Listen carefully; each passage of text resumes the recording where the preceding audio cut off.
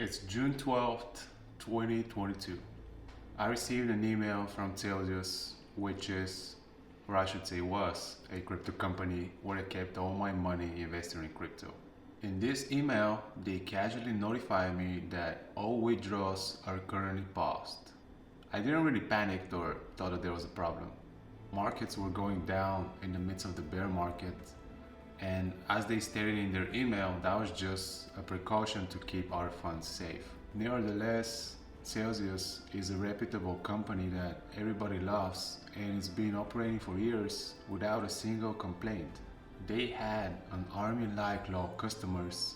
Their CEO was hosting weekly Ask Me Anything meetings, answering people's questions, addressing concerns, and just painting the future path of the company. They have already survived the previous bear market and surely have the tools and the experience to navigate these times. Right? Well, little that I knew, I was just boarding the wildest emotional roller coaster of my life. Starting slow with a good amount of confusion, climbing fast to despair, then going slowly into hope, thinking that was it, we got through it, let's just forget about it and move on, just to quickly drop down again to anger, disbelief, and depression. Each of these stages took weeks and months to unfold as Celsius remained completely silent, and the different news that were coming out were good, were bad, were just pure speculations.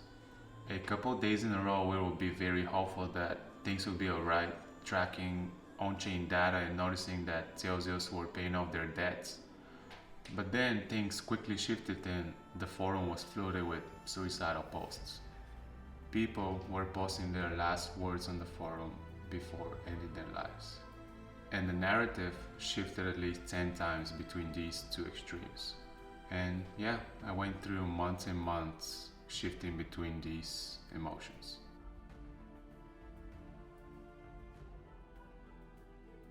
So, in situations like this, you have two options in front of you.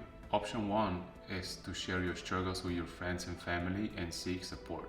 Option two is just to keep it for yourself and don't tell anyone. I chose the second option and decided not to share that with anybody and just kept it for myself. Few things led me to the decision of going forward on my own. One thing is that nobody really knew how much money I had. Friends, family, co-workers. I never really bragged or talked about it. I've always stayed humble and never acted like I'm better than anybody. So in a way that helped a lot by not finding myself in future conversations about my investments, how they performing, and from there being poured with pity and feeling sorries. Another thing is that the complexity of the situation is very high. It's not an easy, straightforward problem that's easy to understand and explain, but rather a very complex process that took months and months to unfold. With so many details that if I were to try to explain to anybody, they would have such a hard time trying to understand and grasp the situation. And the last thing that led me to that decision is that, in my opinion, words are just not great at expressing feelings. At the end of the day, yes, friends are a blessing, they're here to support us, but how do you share news like that? What reaction do you expect? I've decided not to share with anybody because I didn't want it to be pitied. That was simply not going to make me feel any better. That's just who I am. I generally share good news only, and whatever bad happens, I just keep it for myself. I remember over 5 years ago when I first came to the US, I fell from a bike and I hurt my knee really bad. My knuckles were stripped to bone and I couldn't walk for weeks. My knee was swollen like a basketball. I would talk to my parents over the phone like nothing happened, and to this day, they have no idea what I went through. Also, when I was 12, again riding a bike, I broke my finger. My dad at that time was on a work trip for a few days, and I didn't want to bother him by making him worry about me. So I just surprised him with my arm cast when he came back home. He didn't really love the surprise, but I still think and believe that that was the better decision. Rather than calling him when I broke my finger, making him feel sad about me and worried which hospital should I go, will they be able to fixate the bone correctly and stuff like that, I just show him the final result. Welcome back, this happened, everything's fine, no need to worry. At the end of the day, how do you feel when a person you love and care about get hurt? Horrible, right? You care more about them than you care for yourself, and it hurts. It saddens you and it tears your heart. That's simply the logic behind my decision here. There was enough pain I was already experiencing, and I didn't want to cause more of it to the people around me by spreading sadness and throwing a blanket of negative emotions on them. On the other hand, I get it.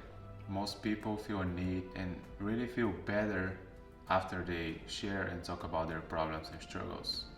I just function differently. If I had a bad day or going through some struggles, the way I see things is that I'm already hurt and wounded, and instead of being loud about it and scream left and right of what happened, how is this possible, why me, instead of arguing with the situation, I just prefer to take a deep breath, relax, and just keep quiet. Because guess what? What happened, happened. The damage is done. So I quietly let the thing die without adding anything to it. I do everything I can in the moment and just move on. I feel like every single time I open up the topic of the problem or talk about it or share it with anyone, I just pour salt into my open wound. I was sad and frustrated when it happened, and every time I talk about it, I revisit these feelings and give them power again. Let's say I had a bad day at work. I got into a fight with a coworker and I got extremely mad and frustrated. So a couple hours went by, and by the time my shift was over, I cooled down and eased off these intense feelings. Now I'm going back home, and if I start sharing first thing when I see my girlfriend, I would just reopen that chamber of negative feelings. I would get mad while describing what happened, and I would just feel as frustrated as the time of the conflict. So I just prefer to let the time heal me and not poke the situation anymore. That being said, I know that's an unpopular opinion, but that's the beauty of life. We're all different. If you're one of the 5 people that will randomly stumble upon this video, hey, let me know what you think. Do you find relief in sharing with a friend when going through a tough time? Or do you prefer, like me, to take care of problems quietly? Losing all my life savings was rough. If you'd like to find out what was the one single thing that helped me the most, watch my previous video. Anyway, thanks for your time, and I hope to see you again.